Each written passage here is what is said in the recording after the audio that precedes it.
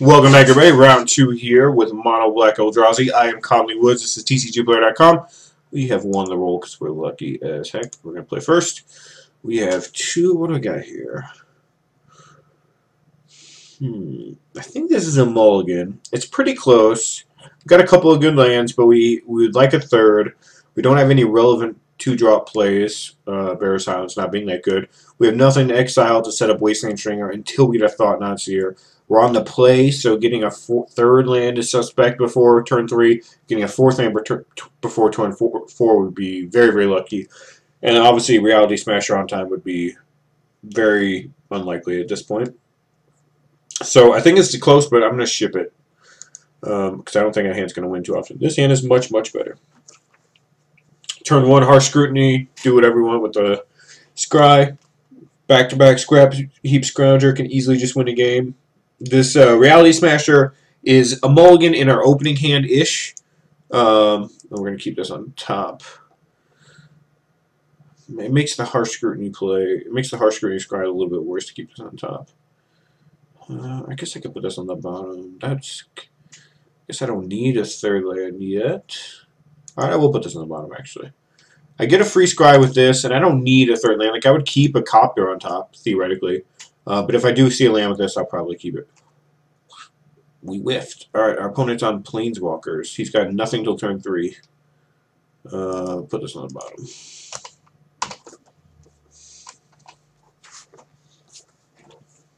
I did not expect a whiff there. So we got a Scry out of it. I would have kept the land on top had I known, obviously, that we were going to... This thing doesn't even hit successfully. Because he had all Planeswalkers and an enchantment. I imagine we're going to lose this game. So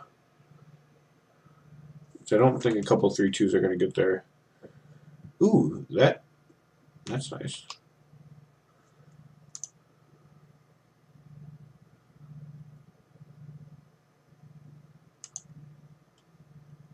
I'm going to do 2 modes because I'm not going to be able to play all my cards. I'm going to discard... Sure, we'll discard this.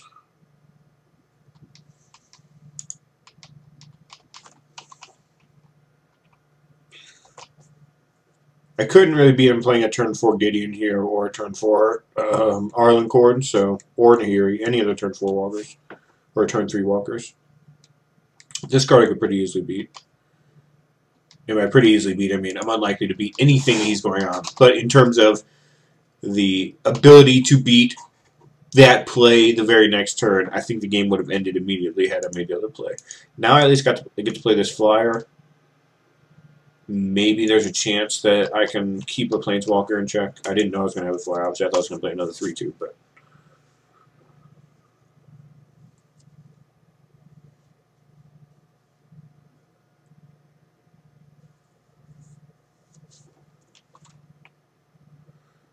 Two exiled.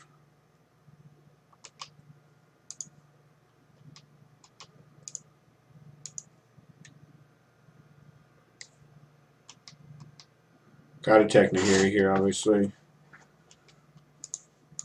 Play this even though it doesn't get a counter.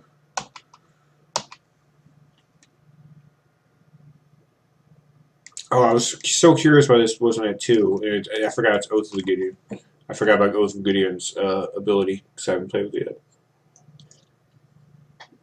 yet. I've never played a white-based one of these Oath decks, so I've never got to use it. I guess he's not really playing a white-based Oath deck either. If he hadn't drawn this Oath of Nissa, he would have like no shot at getting to that Gideon. Because he used his Aether Hub. Oh no, he didn't use his Aether Hub white. How did he get a white? Where did he get a white from? Because he still has an energy.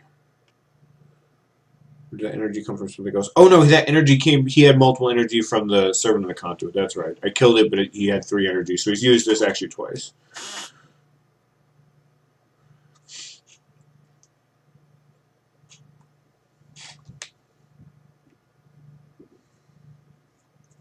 Yeah, we're pretty dead at this point.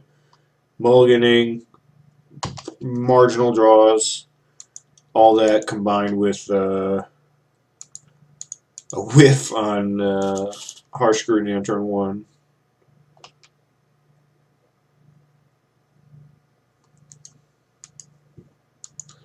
Alright. Let's go to the next one. Alright, so Harsh Scrutiny out. It can theoretically hit something, I just don't think it has a good enough chance to. I'm also going to cut these Collective Brutalities. They kill his 2/2, which has real value, but whatever. Key to this city should be good. I keep that. Reality Smashers are probably pretty good. All this stuff's probably pretty good. I could see cutting like a Wasteland Strangler or two. I'll say 1. No, yeah, maybe 2. In. Reality Smasher is probably better than Sky Summon, but I'm not 100%. In.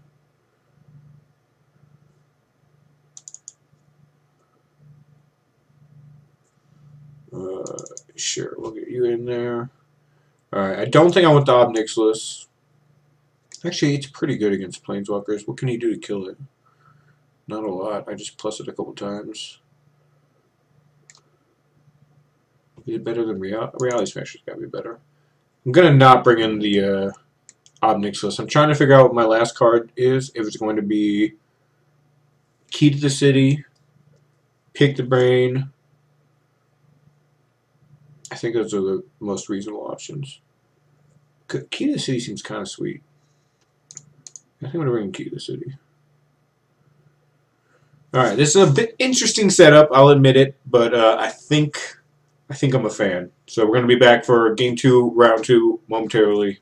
Thanks for hanging in there. Alright, we're going on to play. We have 2 lands, a Scrap Heap Scrounger. Alright, I'm going to keep this. If we draw a land, we have access to turn 3 Liliana on the play, which just is going to beat the crap out of them. And even if we don't that, we have a couple. Even if we don't have that draw, we have a couple of beaters, which can put some pressure on. Alright, that's a decent draw. Because now when we do hit,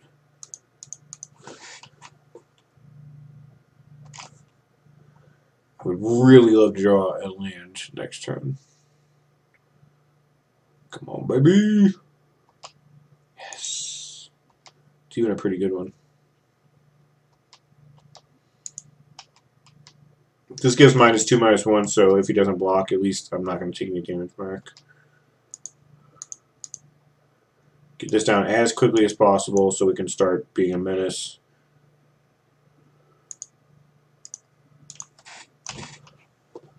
He still gets uses for mana, of course, but you know, what are you going to do?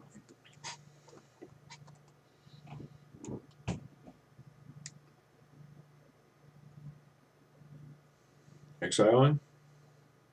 Alright.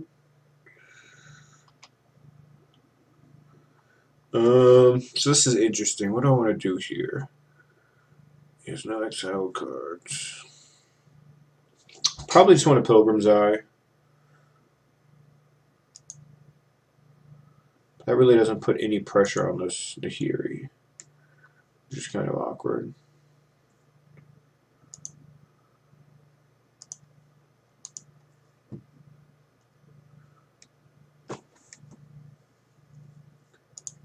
Still the best play. I'm just going to play it.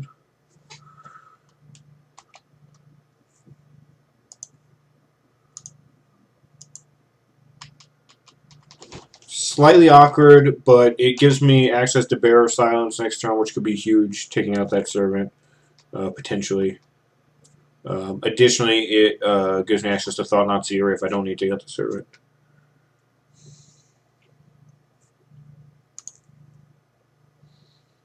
It also does attack for 1, which is not nothing.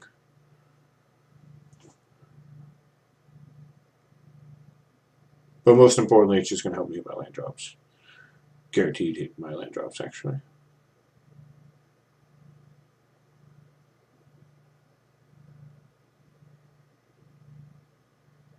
He's got a forest in his hand.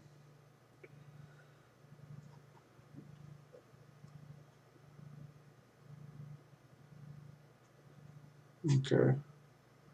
So I think Thought-Knot Seer is going to be better than Bearer of Silence. Ooh. Should I draw my land? Oh well.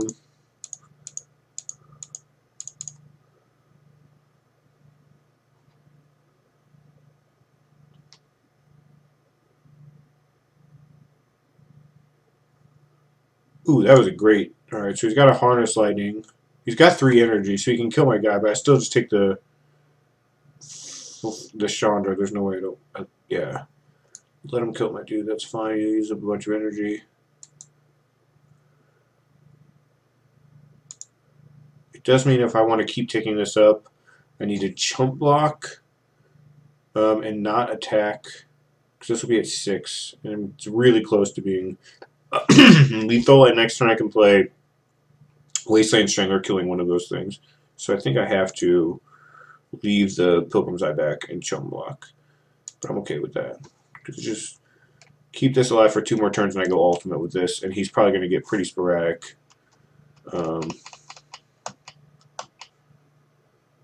This is a conservative draw. Because that Nahiri is obviously a little scary. I don't know what creatures he has in his deck, though.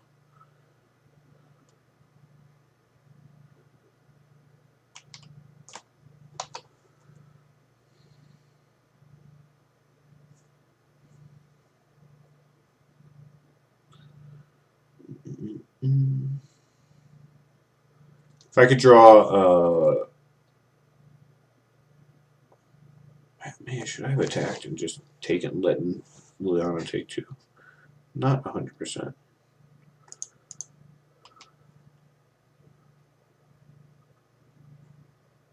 Yeah. Don't be too good. It's likely a Planeswalker. Oh, it's a Gideon. That's a good one.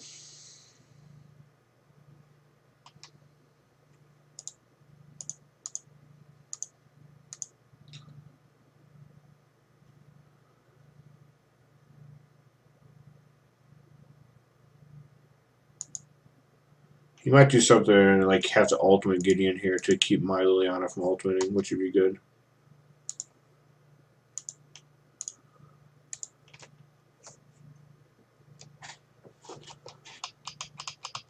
Because then I would trade with this Servant, and he would get in for 1, but he would lose a Gideon to do that, and he's losing a Servant. So I mean, he's giving up quite a bit to make that play.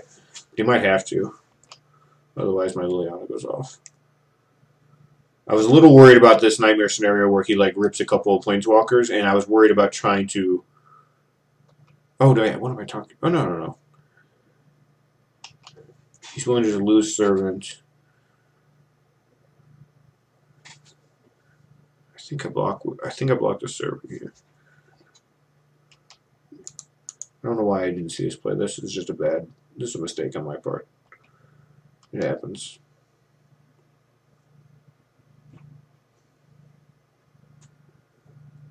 That's still knowing me. I don't know why I was thinking he would ultimate. I guess ultimate seems scarier to me if he was to just play it. I don't know why. Now I'm gonna die to this stupid thing. It's gonna shoot this at least once. Obviously next turn I can shoot it again. And I'm kind of stuck on the manas.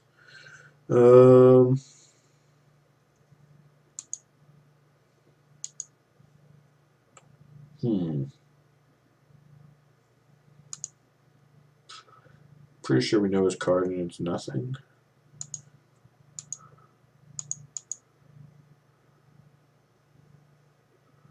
Yeah.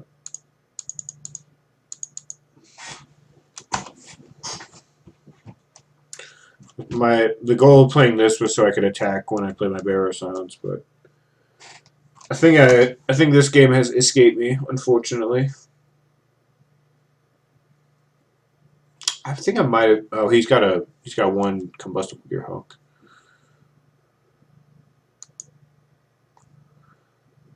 I took 4. It's not bad.